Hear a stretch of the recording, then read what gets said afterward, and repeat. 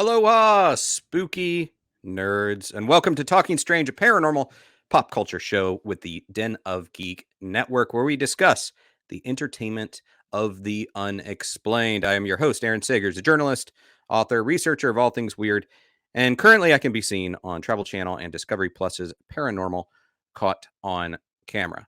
Now, if you didn't know, 2022 is the 125th anniversary of Bram Stoker's Dracula. In fact, on May 26, 1897, Irish author Bram Stoker published one of the most important and well-known pieces of Gothic fiction, introduced one of the most well-known fictional characters in the form of Count Dracula. And I honestly can never say it without saying it like Count Dracula. Thank you, Bela Lugosi. And I don't think you can find a corner of this globe where people do not have an awareness of Dracula. And it set the template, set the stage for all things vampires in pop culture. Yes, vampires had existed before within fiction, but nothing had the worldwide impact of Dracula. Now, with that said, this is also the 100th anniversary of Nosferatu, which is the first film adaptation of Bram Stoker's Dracula, but not really a licensed or legal adaptation. And that is part of the conversation we're going to be having here today. So without further ado, let me bring in this gentleman. He is the great-grandnephew of Bram Stoker. He's the international best-selling co-author of Dracula the Undead that came out in 2009, which is the official Stoker family endorsed sequel to Dracula. He is also the co-editor of The Lost Journal of Bram Stoker, The Dublin Years, that came out in 2012. And in 2018, he co-authored with J.D. Barker a prequel to Dracula called Dracula. And that was UK's #1 best-selling hardcore novel in horror and supernatural in 2018, and a top 5 finalist for the Horror Writers Association for the Bram Stoker Award for Superior Achievement in a Novel. He is a hell of a guy. I'm lucky to call him a friend, and we also, a handful of years ago, traveled to Romania and toured around Transylvania and the surrounding areas while trying to make a TV show. Story of my life. So without further ado, let me bring him in, Mr. Dacre Stoker. Hey, Dacre. Aaron, how are you doing? I'm doing great, man. Thank you for joining me today. I know you're a busy guy. You're always busy because you're not just the ambassador for the Stoker family. You still have a regular job. A job totally separated from fangs and blood and horror, right? Well, yeah, that's true. My sporting background has still stayed with me. I do coach the #1 player in the world in a very strange game, very appropriate for your show. Strange game of court tennis. So that keeps me busy when I'm not, in the books, in the libraries, in the archives, looking for really cool things, or heading off with you to Transylvania to the deep dark bowels of nowhere, hearing wolves howl and so on. So yeah, always looking for cool adventures. But as you mentioned at the top of your show, the 125th anniversary of Dracula, it's a big year. A lot of speaking engagements. A lot of writing still to be done. There are things that are just ongoing, things that I'm finding. So very cool to share that with some of your listeners today. Yeah. And, it's funny to me, and pardon some gentle ribbing from me. But when people hear the name Dacre and when people hear the name Stoker, they might think that the guy that is about to appear on screen is going to be clad all in black and looking a certain a certain spooky way. Yes, maybe even with some fangs. And so this is we distribute this as video, also as a podcast. But I'm sure you probably have had that assumption greet you in the past with other interviews.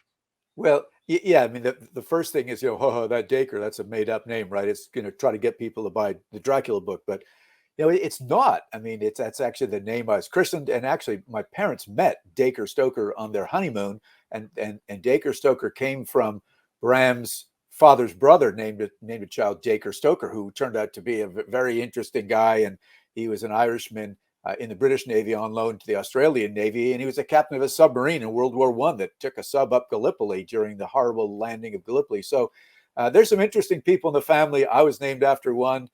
There is actually a Bram Stoker, and one of my cousins named their children after Uncle Bram.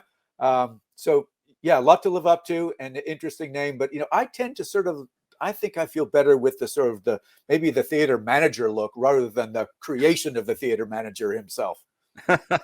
Well, yeah, so yeah, Bram himself was just a gentlemanly type, and he knew how to grow a good beard, which I can respect. You can. I haven't tried it. My son, though, funny enough, Aaron, he's got a nice beard like yours, and there's a strange resemblance to Bram in his beard, that kind of reddish hair, that Irish look. Yeah. So yeah, I've tried it. It came out miserably, so just got rid of that and moved on. Well, it's the Stoker family. Correct me if I'm wrong. There wasn't a whole lot of no one was really bearing the torch before you. Is that correct? Yeah, it's an interesting one. Bram was one of seven children, and of those seven, only three had offspring. Of course, Bram did. He had a son, but that son had a daughter, so then the name of Stoker is gone. In World War II, both of her husbands died, so that name was really gone, but there are some children still alive. But they were chartered accountants, not really interested in carrying the torch or continuing the literature, but they do. Every now and then, they find something in a box. Like, they're the ones that actually found the lost journal in their attic and said, Dacre, you might want to do something with this. So Elizabeth Miller and I published it. And that was a cool find. And they've made things available to archives. They sold things to different universities, so they're available for people. And they've kept some pretty cool stuff. Bram's watch fob and his watch, the seal, the Druid head seal that Bram actually sealed all his letters with. They still have some of the trophies that Bram won at Trinity College for sports. So those are some family heirlooms they're just not going to get rid of. And when I was over there a few years ago, doing some speaking engagements, I visited the private library and found some really cool books, like signed books by Walt Whitman to Bram, to Mark Twain to Bram. Some of these familiar things. Pamela Coleman Smith, who were friends of Bram when he was living and working as a theater manager. He had some cool stuff that Florence did not sell.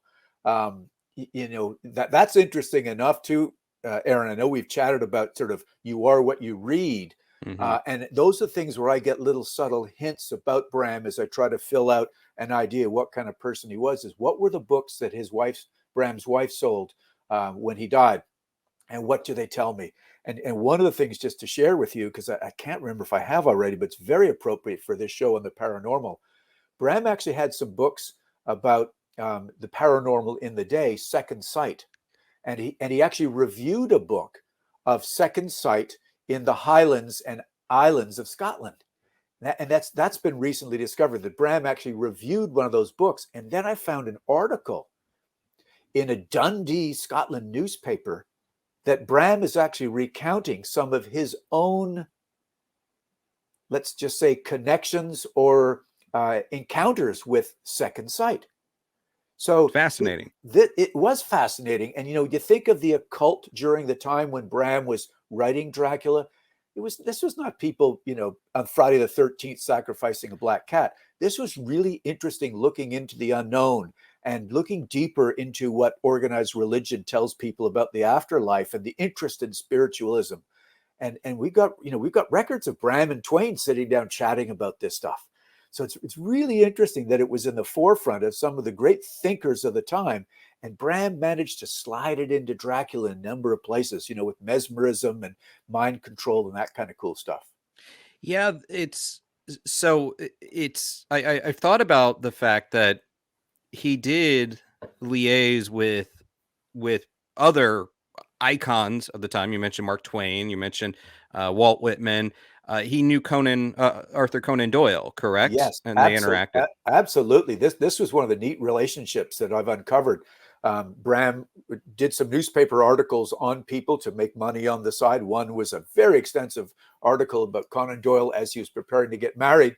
Him and Florence were invited to his wedding, but Bram also helped Conan Doyle adapt one of his short stories to a stage play where Henry Irving played the lead in Waterloo. And then, of course, something that you and I have discussed at some of the conventions together, this really neat letter that Conan Doyle wrote to Bram congratulating him on the story Dracula.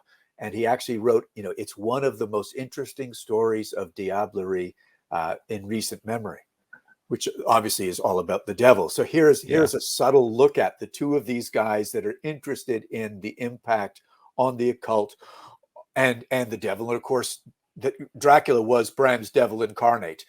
This was his being. Henry Irving on stage playing Mephistopheles and all this cool stuff he's uncovered in the London Library about the devil and what kind of grip that had on people, the interest it had on people while religion at the time was kind of losing its power over the masses. When you look at a character like Van Helsing, at the time that Bram was writing Dracula, and then when it came out, and even for years after it was published, this was still a time of spiritualism. Arthur Conan Doyle being a leader in the spiritualist movement, and it was these characters. They were characters, the real life spiritualists, and the people that were forming the psychical societies were learned gentlemen, people who would dress up not in black suits or not in black t-shirts looking for ghosts, but instead they would be dressed up in nice 3-piece suits and things like that. Van Helsing very much fits that model. Bram himself would have fit in quite well with these characters. So it is interesting that he tapped into this spiritualist movement, maybe without even intending to do so. What were some of the things that in this Second Sight review that he alluded to that he may have himself experienced?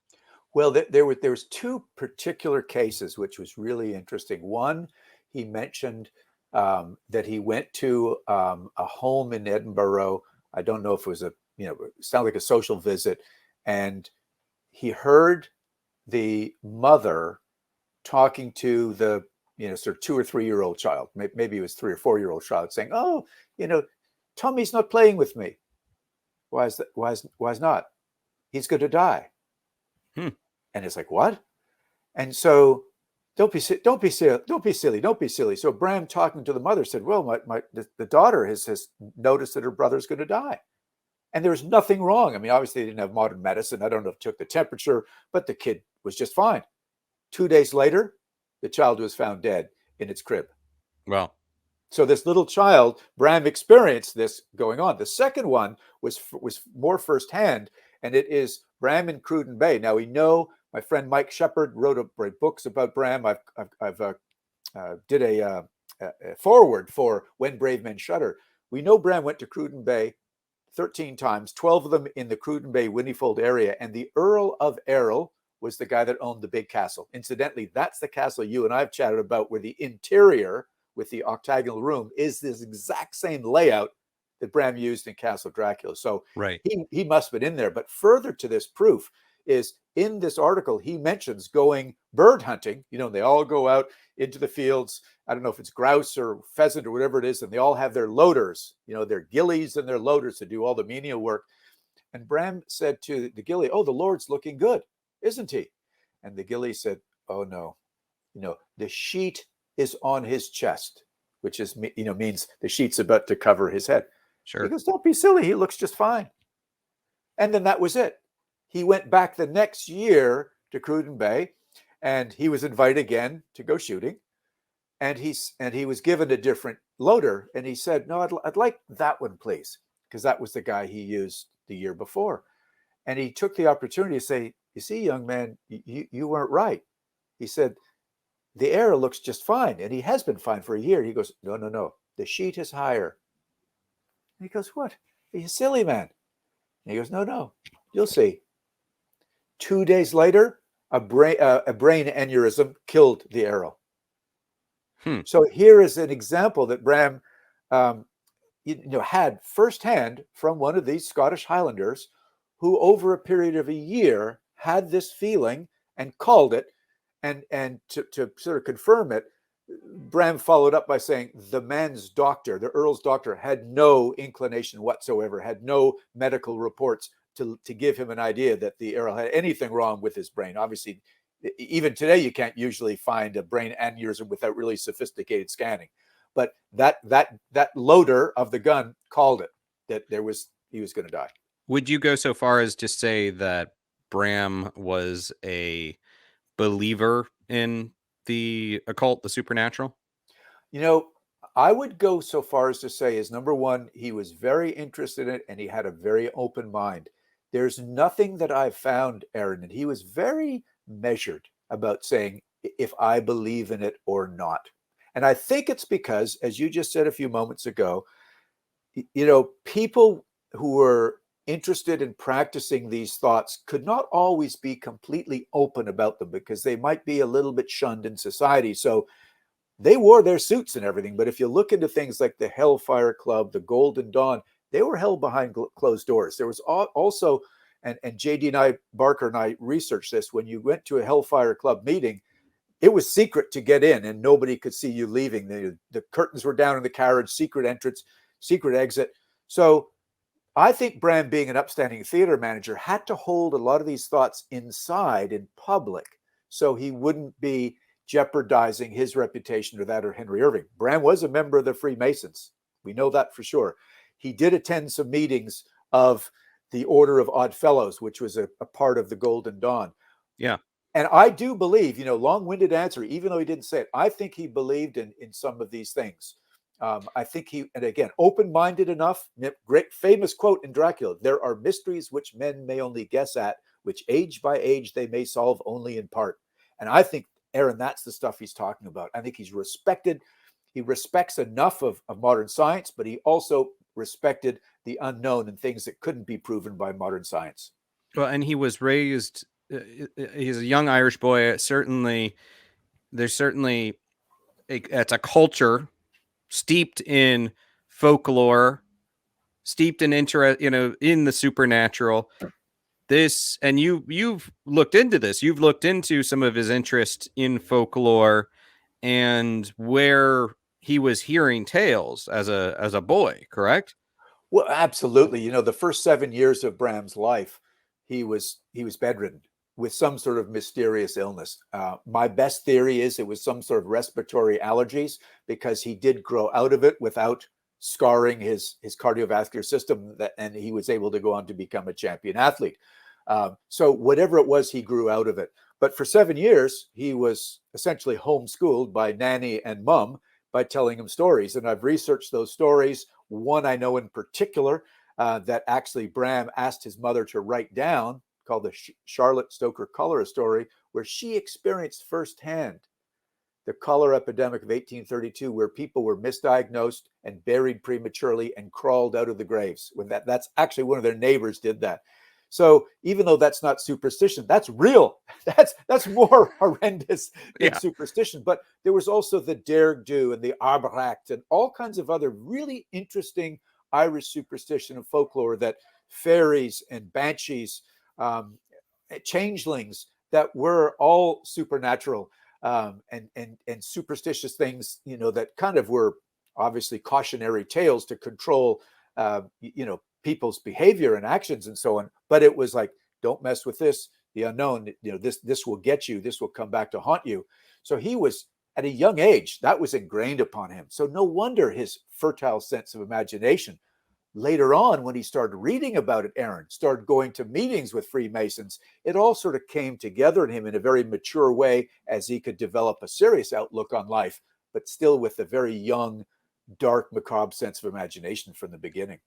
Did you have you developed any ideas about, well, with the Count? This is a character, as I mentioned before. There's obviously vampires existed in folklore. We have Mercy Brown, the vampire of I guess Rhode Island, I think, Yeah, yeah. and so there's the folkloric vampires, and then within fiction, vampires had already existed. But he introduced ideas such as bats were already affiliated somewhat with vampires, but transforming into a bat that was a Stoker flourish. I believe, correct me if I'm wrong, things like hatred of garlic, that was That's a Stoker's Stoker. introduction.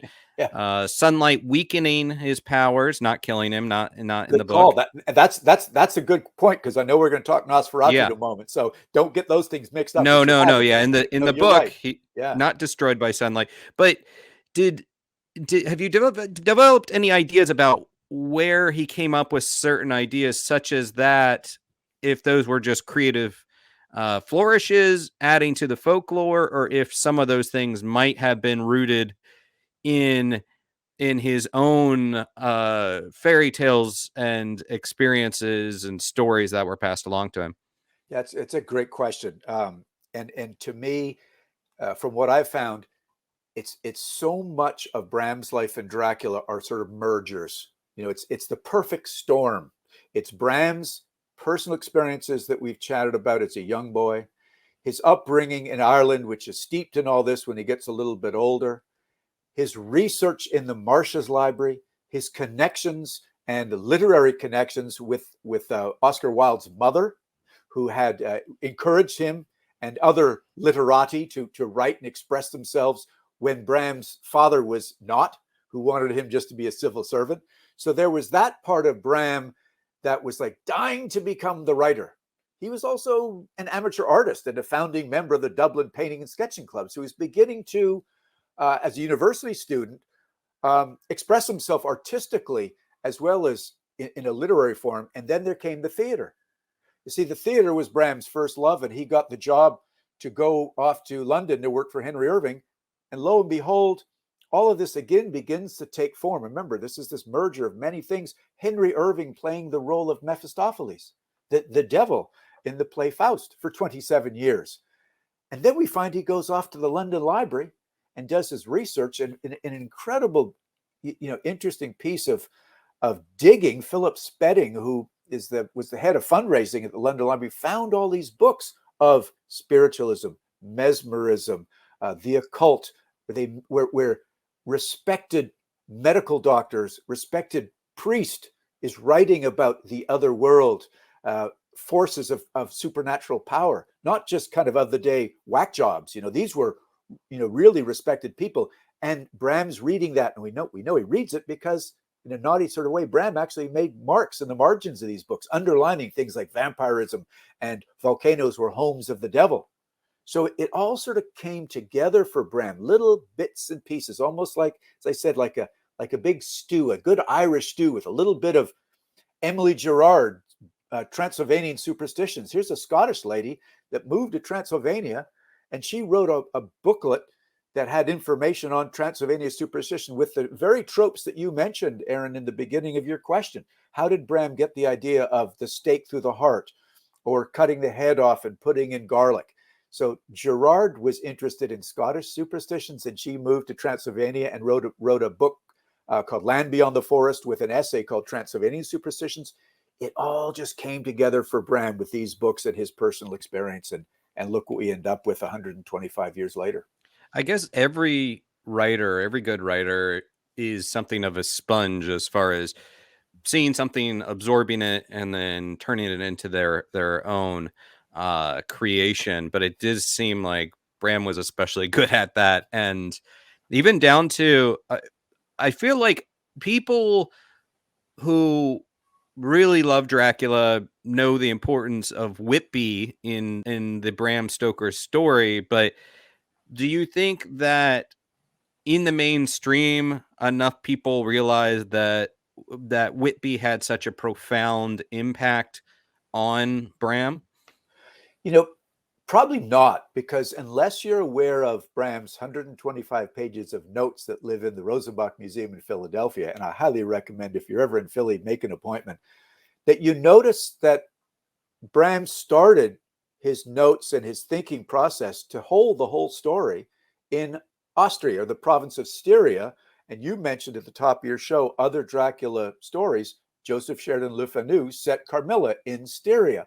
And so Bram was following suit, I think probably because his fellow Irishman wrote the story a number of years before him and already set the tone that this is a believable place for vampires. So he starts in Styria.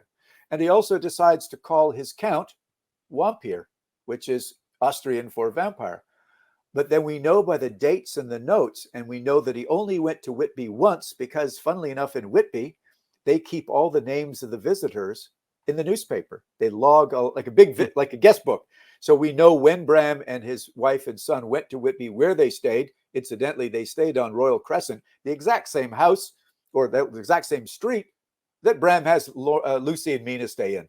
But to get back to this, the importance of Whitby is, if he didn't take this one holiday there, we probably would have had, number one, a very different name and a very different location for the action. But he was so taken by this wonderful Gothic atmosphere, and also the sense of the realism that he could get in Whitby as he visited with the Coast Guard and the rescue crews, who gave him information from their book, The Wrecks of Whitby's, of this strange Russian schooner that arrived under full sail with none of the crew about and somehow landed on the beach, and a big black dog jumps out.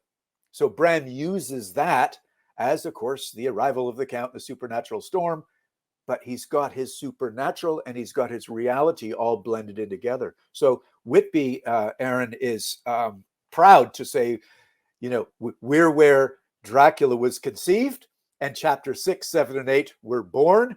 And you got to come and see it to believe it, because it's all right there. People walk through the town with their copy of Dracula kind of walking the steps of Mina as she runs through town and sees the graveyard and the headstones that Bram takes the names off of. So very cool place. That's one of the spots that I'm going to be going back on this tour in May, to kind of let people feel it and try to get the vibe that Bram did to write, his chapters there. Yeah, I might have to join you. I still haven't been to Whitby, and I really, it's a location that I don't know how I have not made it over there yet.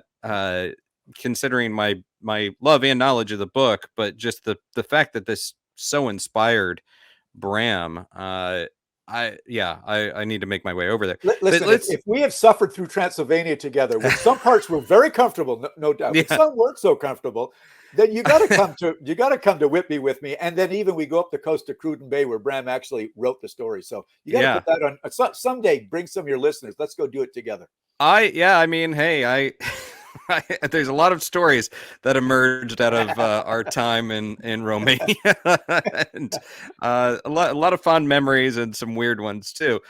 I want to like fast forward a little bit, because of course the book comes out and 1897, right? So Bram, during this time, he's still largely known as Irving's assistant, and it's not like his life was suddenly silver spoon, gold plated after releasing this book. He's not necessarily, and then he dies in 1912, correct? Yeah.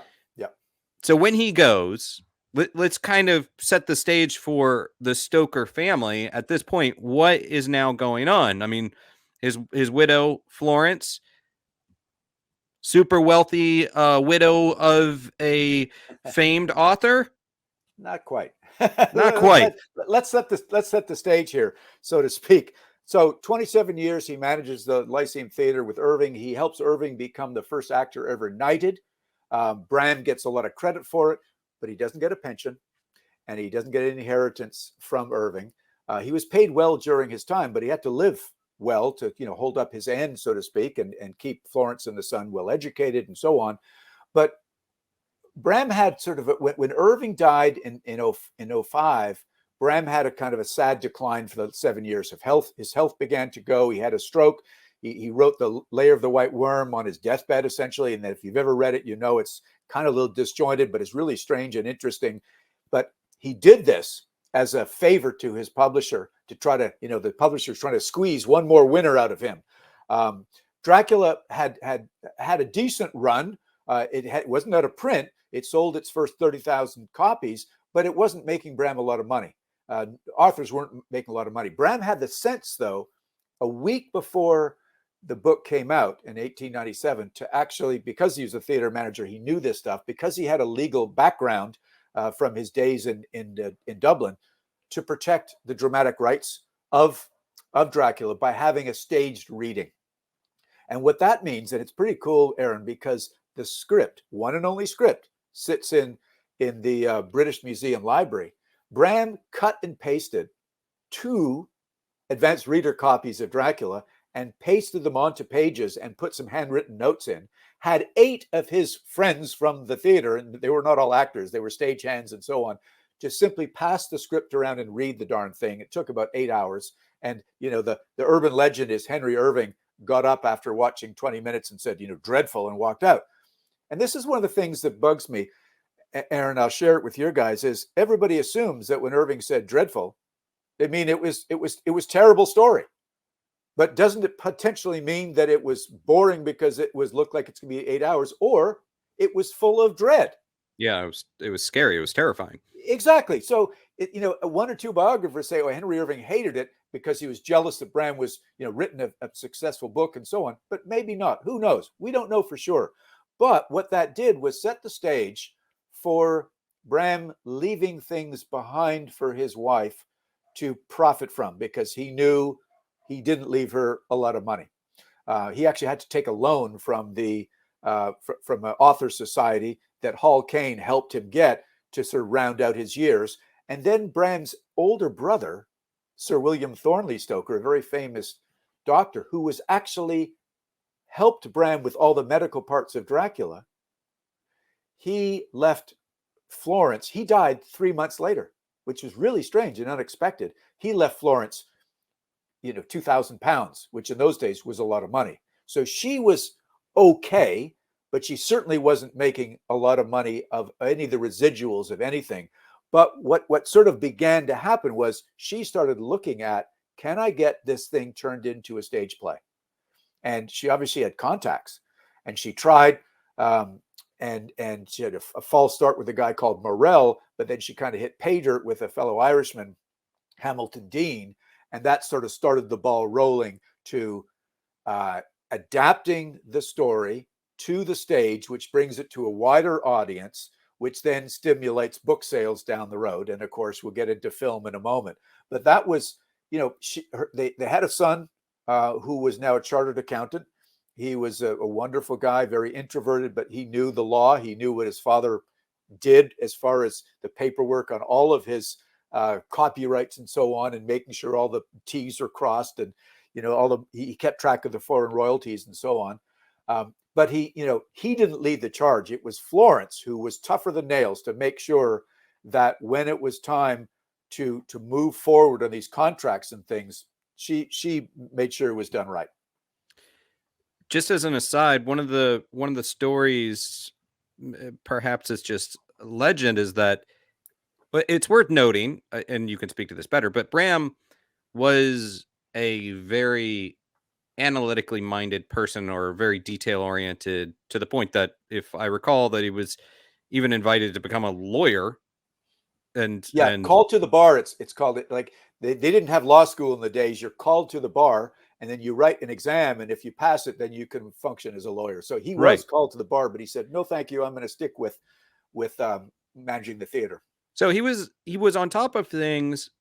One of the stories out there is that he failed to secure the copyright in the US, in the States. Yeah. Is that? So, well, I'm glad you brought it up, because I like the opportunity to sort of, air the Stoker side of it. And I can see why there was this urban legend that he did not. And that is, when my wife and I got into this whole thing in 2012 with researching and writing The Family, and Dracula the Undead had come out, and The Lost Journal was coming out, and the centenary of Bram's death. Let's try to figure out what exactly went wrong with some of these things. And one took us a while to find the right person at the Library of Congress. And what happened back in the day is, you've got to send 2 books over, and you've got to make your application. You also have to, funnily enough, give away your story for free in 2 newspapers. So it's foreign writers Yeah. have to then have your story published in newspapers.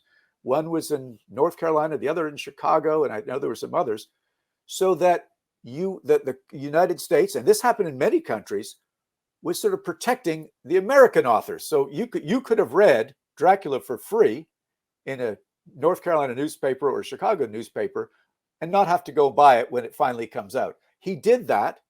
He did send the two books over because I found a lady in the Library of Congress, Margaret Wood, who actually sent us a letter saying, read my blog post. I've just done this. And she was, funnily enough, like you were, equally as perplexed. Why a man with such a legal mind and a legal background, somebody who'd write a legal manual for all the clerks of petty sessions in Ireland, why would he mess up so badly? Especially since, Aaron, he'd been to America a number of times, 8 total, with the Lyceum Theater troupe to do plays and travel around the country. He knew all the labor laws. He knew all the train schedules. He knew all the details about how to get around there, taxation and so on. So it didn't make any sense that he screwed up. And to make a long story short, they admitted that there was some kind of a filing error by filing the book Dracula under either Bram Stoker and Abraham Stoker. Bram was actually named after his father. So the fact that he used 2 different names might have messed up somebody, and the 2 books were put in different parts of Library of Congress, thus bringing up this urban legend that he did not file a copyright. And that may have had something to do with then the Nosferatu debacle, which we'll get into a while. But in fact, he did. And the family did collect royalties from Doubleday. We confirmed that by writing Doubleday a letter and said, no, absolutely, we did. So there is enough evidence now to sort of disprove one of these urban legends. And I'm glad to be able to say it on your show that Margaret Wood, thank you very much. You've righted a wrong and a misconception. So here we are. Let's talk a little bit about Nosferatu, because, as I said, it's I think March 4th, 1922 is when it came out. This is the German expressionist film. Great film, really enjoyable horror movie, and introduced Dracula on film, and yet a unauthorized adaptation. And Florence, who was 64 when her husband died, she's now she's trying to make a living, trying to protect her husband's legacy, try to make some money off of this book. What happens? Because the story is that this company, Prana, puts out an unauthorized adaptation, and then we go to court. Fill it in from there about what we get wrong, and set as much of the record straight as you can. Well, it's hard to set all the records straight, but you've touched on the key notes at the moment. Florence was, when this happened, 74 years old. Her health is beginning to fail. Her eyesight's beginning to fail. She is struggling a little bit financially, but most importantly, she's struggling because a wrong has been done, and she's recognized once she got a notice. Now, we don't exactly know. Nobody does exactly know how she was aware that this film premiered in the Berlin Zoo, but somehow she did. And she then ended up going to the Incorporated Society of Authors. I do know that for a fact because I've now seen all the letters. And luckily, all those letters back and forth between Florence, the Incorporated Society of Authors, and the German lawyer that they hired are in the possession of the British Museum Library. So that's a cool record. What we don't have, because I got in touch a couple of years ago, knowing this 100th was coming up, and I wanted to learn more, just like the Library of Congress, what happened. The records in Germany are almost non-existent, and it's possible because of bombing, fires, whatever it was during World War II.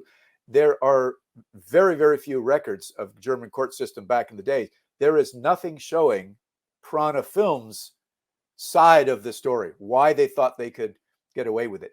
Did they in fact approach Florence Stoker and say, we would like to buy a license from you? my understanding is they did not. They simply thought they could get away with it. And there is nothing in, I've looked through all the boxes that I mentioned earlier in the show about my cousins.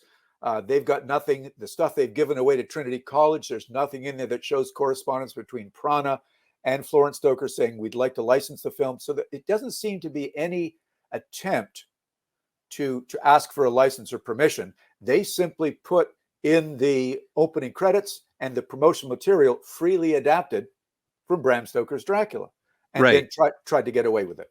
And let me just interject for a moment for anyone out there. Okay, yes. So we are now in the 1920s. It's easy enough to think 100 years ago, copyright law was certainly different, but still existed. There was still copyright law, and you still had to secure a license to adapt a work. Now, Prana, and again, this is about nearly 9 years, I think, before the Bela Lugosi Browning Dracula came out, right? But Prana, as far as this question of whether or not they tried to seek approval, tried to seek a license, there is some precedent, some track record on their part that would suggest maybe they were just kind of going off half-cocked, thinking that they weren't going to get caught because this is not their first time doing this. Yeah. Right. The digging that I've done, bentonfilms.com is a great location to go and look for some of this stuff. And I found that they actually freely adapted a Robert Louis Stevenson book into a movie. I don't know if that went to court. Again, no court records. And my friend over in Germany, Holger Mandel, who is a German historian and film historian, couldn't find anything there either. So, yeah, you're right. The law existed. Did these guys just think they were above the law, could get away with it? Was Dracula, not such a big hit in the day? It hadn't even hit the stage yet. Could they get away with it? Who knows? But the long and the short of it is, Florence needed help financially to have run a battle. So she had to convince first. It was like she had a battle on a number of fronts to convince the Incorporated Society of Authors in England, it was an all-male society who Bram had been a member of, you need to represent me. Well, first they said, well, the only reason you're joining is because you want us to represent you in court in Germany, which is going to be very expensive. And we're not really sure we're going to prevail because it's really hard to get money from somewhere over there. Florence somehow convinced the president to let it happen. We don't know how it did, but she did. And that's kind of cool in the letters. So she had to join for £10, and then they got a lawyer. And the letters back and forth, Aaron, are really pretty cool because it shows that the German lawyer representing the Society of Authors did everything he could to settle out of court. But Prana Films said, absolutely no, we're not interested. And a fee of £5,000 was dangled, apparently. And they said, no, not interested. So this went on for 2.5 years, this court case, running up a lot of bills, I'm sure. And there was a lot of back and forth to Florence at the time. And finally, when the court ruled in favor of the Corporate Society Authors on behalf of Florence, Prana Films waved the flag, we're bankrupt. We, nothing to pay. So it's like the Society of Authors don't get any money out of this. And make matters worse, the receivers of Prana Films file an appeal. So here are more letters saying we're going to have to now go and represent you in the appeal. And there doesn't seem to be any money worth it. Do you think we could at least get the films? And could the judge actually rule in favor of destroying the films? So here's another sort of urban legend. I don't have the exact answer because there's no exact record. Did Florence Stoker said, I want you to destroy all the films? Because the lawyer in Germany for the authors found out that there had been 5 or 6 editions of this floated around Europe as previews. So it wasn't going to be that easy just to have a settlement for the one film in Germany or have that one destroyed. The Incorporated Society of Authors realized that there was going to need to be 4 or 5 or 6 court cases in all these countries where the films were to either get them back, to have them destroyed, or to have settlements in each of them. So it was a nightmare. The film had already spread around. It come to America as well. And the biggest problem with the one in America, Aaron, was by this time, and again, we're fast forwarding now 2.5, 3, 4, 5, 6, 7 years. The stage plays have been going on and very successfully. And Balderston, John Balderston, an American producer who had teamed up with Hamilton Dean, the Irish playwright, who was working with Florence legally and licensed, they were dangling the rights from the play to Universal. And Florence was worried that, oh my gosh, if a pirated version of a film is allowed to move around and I can't stop it, why would they want to buy the license from me, Dean, and Balderston for the proper film? And that added another 2 years, and I'm sure a lot of heartache for Florence. Again, doing the right thing for the family, Bram being his legal mind, and she keeps getting one more roadblock and another. But finally, the good story is Universal did buy that one copy to get it out of circulation, and probably used it to look at it to, try to get something out of it for their own purposes, but mostly to get it off the market. And Florence did end up making a nice payday of $40,000, which in those days was a lot of money. So at the end of the day, in the 100th anniversary of the film, the 125th of Dracula, we can say, yeah, the film has survived, and the rights have been, the wrongs have been righted. Florence got her settlement. The precedent, as you mentioned, Aaron, at the beginning of the show, has been set for artists and musicians and writers. So it's a pretty good, happy ending of the story if it wasn't brutal for poor Florence during that 7-year stretch. Do you think Florence, who by the time this is resolved, we're now talking about a woman that's, right at pretty much 80 years old, right? Yeah. Close to it. Do you think that the legacy of Florence is that she's been maligned as some sort of artistic villain, or has she gotten a bad rap? I think so. And that's what kind of irritates the heck out of me is when I look at all these, especially there's a lot of reviews now because the film is being shown, it's been remastered, it's been new intertitles and music. People say, oh, it almost didn't survive because that horrible Florence Stoker almost squashed it. It was really the German courts that were going to have it destroyed because Prana did something illegal. She does get a bad rap. And I have seen a couple of, for instance, in the Irish Times recently, Derek Scully contacted me and wanted my opinion. And I didn't have to give him much because he was all on the Florence side too, saying, now, wait just a sec. Even though this sort of, the precedent was set in Germany, he said it's a symbolic precedent, but every single filmmaker, artist should look back and go, this probably was the first novel to film copyright infringement that set a precedent way back in 1922, because the films were just getting started then.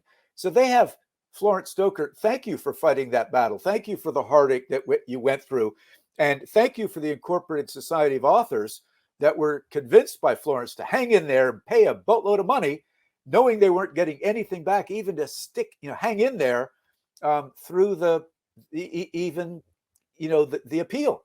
Yeah. I went to with Robert Etienne-Bassang and a lady who actually wrote a book about the stage writing of Dracula. She brought me and Robert over to the British Library, and I even saw letters from a German lawyer, the same German lawyer, after everything had been settled. And he came back and said, oh, I've just found out that Nosferatu is still being shown in Berlin. Do you want us to pursue? And I can see the letter from the Incorporated Society of Authors saying, Mrs. Stoker has gladly sold the rights to Universal. These matters out of her hands and ours as well. It was like sigh of relief that the coffers of the Incorporated Society of Authors didn't have to sustain yet another battle. And the film lives on. And you know what, Aaron? We're better for it because, as you said again yourself, it's a good movie. It's a great period piece. Probably one of the closest adaptations to Bram's book. What do you think? Yeah, I like the variations that were introduced in Nosferatu, the things that live on with our lore about vampires, such as sunlight, killing the vampire, and Orlok is, well, our count, Dracula from Bram's book is somewhat suave, and Orlok is this hideous creature. But then even that visual, the aesthetic of Orlok, it continues on to this day. The idea that he doesn't actively set out to create vampires, if I recall, in Nosferatu. Also, I think the Mina character is more of a gets more of a heroic play in Nosferatu, Yeah, because like we she's don't the have a only Van one. Helsing. Like she's the only one that kind of stands up and is Yeah, able to help destroy this, rather than the Van Helsing character. You're right. And the other thing that always gets me, I mean, I am squeamish around rats. Bats, I don't know, for some reason I'm cool with them. But rats, and I think, and correct me if I'm wrong, at the time of this film in the 20s, there was all sorts of plague sure. connections between rats and plague that were not mysteriously, but again, science was not very well developed, really upsetting the health in Germany. So it was sort of this pestilence of rats connected to this Count Orlok creature, who actually looks like a human version of a rat. Yeah, I think there can be, looking back on history, I think it requires a lot of nuance, and I think sometimes we lose that nuance in the 21st century. It's either completely lionizing someone or damning them, and I think there's room to do kind of look at things with a certain perspective. So I think that Prana films seem like they were acting with bad faith. I think I don't know, but seems like that may have been the case.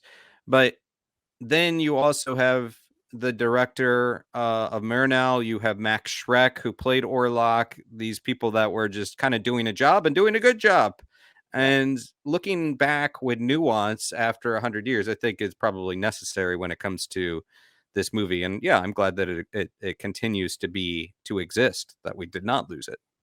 I saw a version of it in Dublin, Ireland, in a beautiful big old Gothic church with a orchestra playing very Gothic score, and that was really cool. And so to this day, to have that, even that there is this interest for a silent film, in 2022, that still attracts a lot of attention and helps people understand what filmmaking was like back in the day.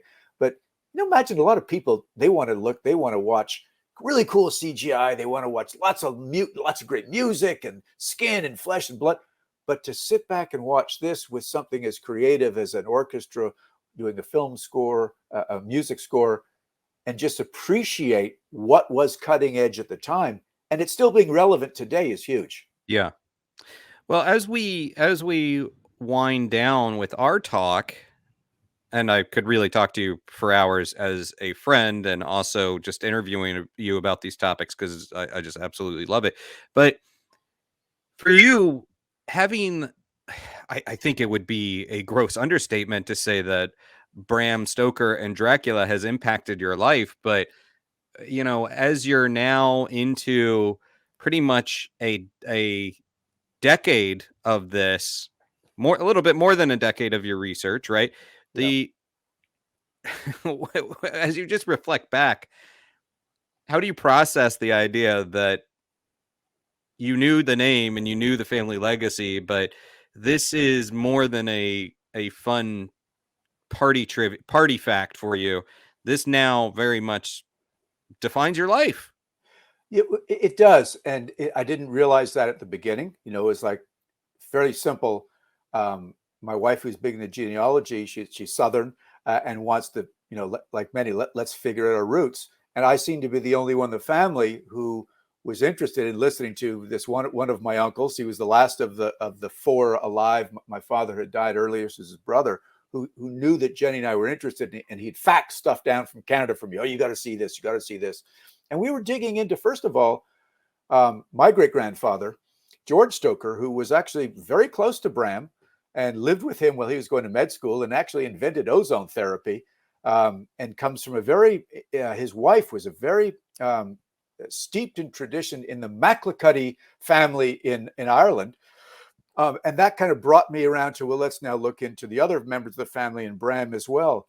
So I've come sort of by it, not directly just to get into the Dracula side. That's kind of obviously the more high profile stuff. And now, it's hard to get away from it. I will say, sort of sadly, though, in this last year, my two greatest mentors, Elizabeth Miller, who I did the Lost Journal with, she became a close friend, and was what we call the Dracula police, because she didn't let anybody get off with any sort of speculation.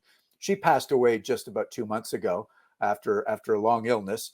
And then Robert 18 Basang, who was a good friend of hers, the two of them actually transcribed the Dracula notes, and we did a annotated Dracula together. Robert passed away about a year ago after going into hospital for a heart attack, and he was on blood thinners, and just a freak accident going to the loo. He slipped and banged his head and had internal bleeding. So those two people were the ones that sort of held my hand and welcomed me into the club, so to speak, and working with them on books, on articles, going to conferences, meeting people through them, gave me a leg up, Aaron, because, as every bit of scholarship, you've got a club, so to speak. So once I got established there, because of these two generous people, I became more accepted sort of in the popular culture side. Oh, this guy he's not just a family member who's trying to profit off his family's name. He's a guy that's done the research, that's found the Lost Journal, that's been to Transylvania, that leads tours, that's paid his dues, that's co-authored books with writers that are much better than I am, but I can provide a boatload of research. That makes me proud to say that I can hold my own, in Dracula circles, but also I'm very proud to promote Bram Stoker's legacy as one of my biggest goals is when I came into this. Why isn't Bram Stoker as well known as his creation? Why is Dracula, as you said at the top of the show, known all over the globe, and the guy that created him is not? So, like, one of the things that I'm doing in this 125th anniversary is leading a tour to go to Whitby and go to Cruden Bay, and I've got a plaque that's now just been approved by the planning department in Cruden Bay to put on the wall of the hotel to show people where Bram did his thinking, where he did his writing, where he set parts of the story. I've got now a plaque up on the mountain in a volcano in Transylvania where Hans de Roos found the map coordinates in Bram's notes, and that's where the fictional castle Dracula is. So I'm trying to be a giver and trying to help promote Bram at the same time. I got to say, I'm enjoying the ride. I love chatting with guys like you who are interested in it. When we get together at conferences, we meet all kinds of other people, as you well know, that love to talk about it. Sometimes they know a heck of a lot more about the movies than I do, because I'm not a big movie buff, but they've got the passion of where it all came from. And that's what I love is hearing their passion and their interest and wanting to know more about my famous relative. Yeah, I was gonna say the hiking up the volcano. That's not something that if you were just cashing in on the name, is something that you would be likely to do. You've done the research and you've literally walked the walk. and got walk. lost in the fog. Yeah, absolutely. and just kind of two final questions, but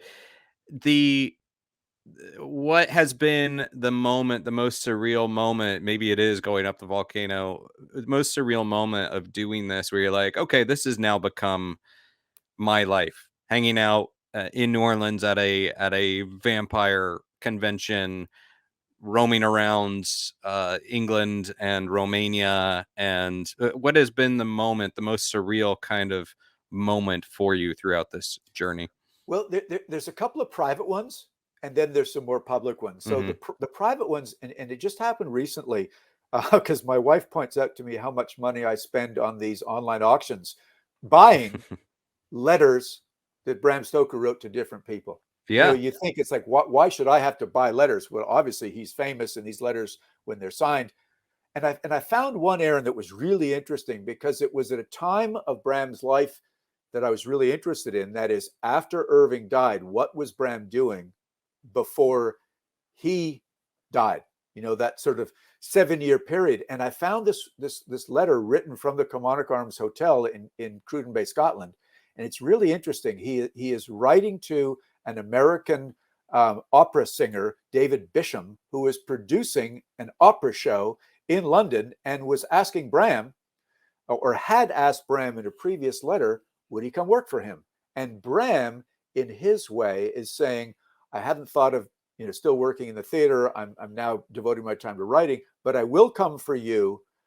Here's my salary. This is what I've done with Irving. So it was somewhat autobiographical letter, but Aaron, it was also really sad to see the man who had been on top of the theatrical world with Irving and the Lyceum Theater, helping Irving get knighted, and now he's having to write to an American opera guy to work for a few months. It was like a 4 or 5 month run, Yeah. just to fill a gap, to make some money, to live on, and for his wife. So that was a strange kind of, but surreal aha moment to get a glimpse into his life and his mindset by buying this letter. But the other ones, are when I go to big conferences and fan conventions, Comic Cons here and there, where I am on stage and I'm pouring my heart out and giving a presentation, and I see people in the audience, nodding their head or looking like, oh my gosh, this guy knows what he's doing. And then the questions that come in, and they're really good questions. And it means, because having been a former teacher, I know I've connected with people and that my mission is worth it. It has value, what I'm doing. It's not just entertainment. It is giving people insight. And I try to do the same in these books that I co-author. They are fictional, but it's giving people a connection to the story of Bram and this incredible Dracula story that means so much to so many people, that's been adapted to stage, to film, to big screen, little screen, so many things throughout the world. And Bram Stoker plays a small but significant role, and I do the same to try to promote who this man was, what was his backstory, to put him in a position to change the world. Yeah. And I'm just happy doing it, and I love it. Yeah, literally introducing something that changed the world, and that is it's an amazing thing. And speaking of fan events, I know you and I will be seeing each other in August at Michigan Paracon. Looking forward to that. That's a great event. I'm excited for you to be there. I think you're really going to enjoy it. I've been a couple times now. But beyond that, as I let you go, tell me what you have in the works, what projects you're working on, and how can people track you and check you out on the road as well. Well, I guess the first thing is bramstokerstate.com is the website that my wife and I run. And we put a lot of information about Bram and the rest of the family on there. I have a website that I don't keep up as much as I should, dacrestoker.com. Facebook page, I do a lot, and I post a lot of things there about what different conventions I'm going to, where my appearances are. I'm going to be in New Orleans in the end of April. Actually, you mentioned that, at the Vampire Cafe, doing sort of a dinner theater talk while people are eating vampire-themed food. I'm going to be talking about Bram's life and his research and writing of Dracula. And then at Potions, it's just a speakeasy in the back edges of the French district, doing some readings from Dracula, some things that I learned while writing the annotated Dracula with Robert Bassang, highlighting stuff that was taken out of the Dracula novel in the typescript. So those hidden little Easter eggs that, and there's plenty of them, that Bram was either asked to take out or he took out, that like the original ending on a volcano, and so on and so forth. But follow me on social media, Instagram, Facebook, and you'll see some of the cool stuff I'm doing. And Aaron, I think we're going to have to sit back and have a cold beer up in Michigan in August, because it'll probably be hot there. But I think our topics will be hotter too, don't you think? I think so. And we'll also just say, watch this space as far as additional news that you'll be rolling out about some projects, right? So, Absolutely. and Yep. keep an eye on your social media. You've got some fun things to announce, and we'll just kind of keep our eyes peeled for that. But my friend, Dacre. Let me say one thing, because you told me to say this. All the cool stuff about Nosferatu will be coming out later on in Scream magazine. Yep. Yes. That's an article that is very in depth of what Aaron and I chatted about. And then also the annotated Dracula coming out. I'm not allowed to mention the name of the publisher just yet, but it's going to be coming out soon. with a lot of cool insight. So, Aaron, again, thank you for taking the time and the great questions and the in-depth interview that you've given. It's always a pleasure to chat with you, man. Thank you, my friend. And thanks for everyone out there. Thank you for joining. Don't forget to subscribe. Please give me a follow on Instagram, Twitter, Facebook, on Patreon, and also at Talk Strange Pod on Twitter. You can watch our interviews, our Talking Strange interviews at youtube.com/Den of Geek US, and download Talking Strange every week on Apple Podcasts and Spotify. Until next time, be kind, stay spooky, and keep it weird.